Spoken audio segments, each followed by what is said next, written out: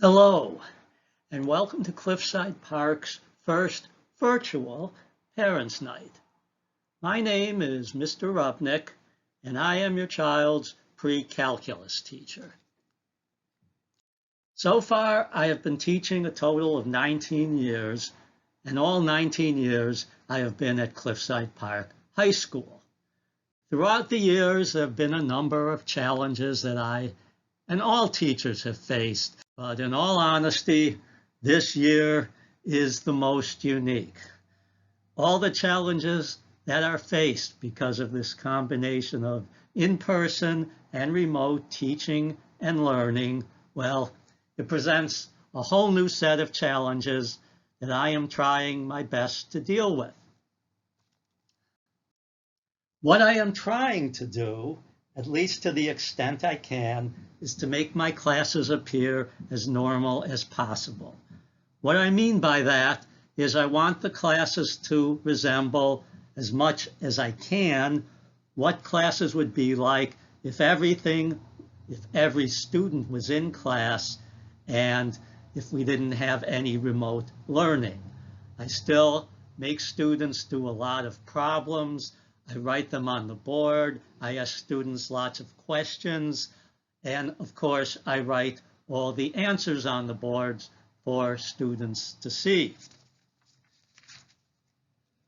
The way that student grades are calculated are basically the same for everyone in the math department. Homework counts as 15% of the grade. This part is totally under the student's control. As long as the homework is turned in on time and the student shows real effort, they will get 100. I am not marking or checking to see if the homework was done right.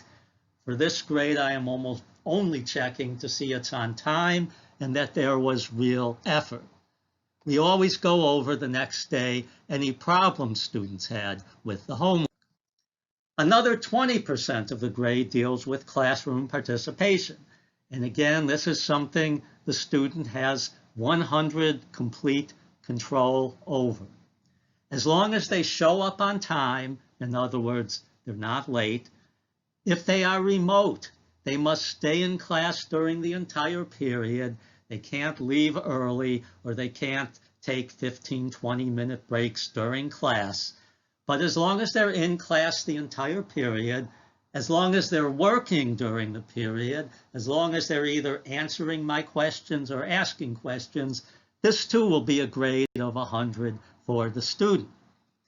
The final piece of the grade is, of course, the traditional assessments, tests and quizzes. Admitting that there is a bit of a challenge in doing this remotely, but so far I think it has worked out pretty well.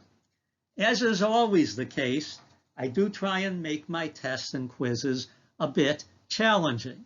It's especially important in a class like pre-calculus, where almost all of the students will be going on to college next year, and I view it as my job as much as possible to get them prepared for it. College is still likely to be a bit of a culture shock and how much they are expected to know, but I try and make my tests challenging enough so that at least it gives the student an introduction, an idea of what they should expect next year. Now, to make sure they're not overburdened by my tests, every time I do have a test, the day before, I create, as you see in front of you, a practice test. The practice test will not only have questions that are very similar to what will be on the real test, but it also has, as you can see, detailed, worked out, written answers. That way, if your child is studying the night before and can't reach me because it's 12 midnight, and they forget how to do a particular problem, hopefully looking at this with details, different colors, they'll be able to look at it and go, oh yeah, I remember how to do that. In addition, I am available for extra help every single day, and that is in a special classroom I created known as the Extra Help Classroom. All of my students have the code to this classroom and can go in anytime, no appointment necessary. They just show up, I'm there, and I will be more than happy to help them out with any questions they might have. So again, it's every day except when there are teachers' meetings, although it is usually not scheduled during this time.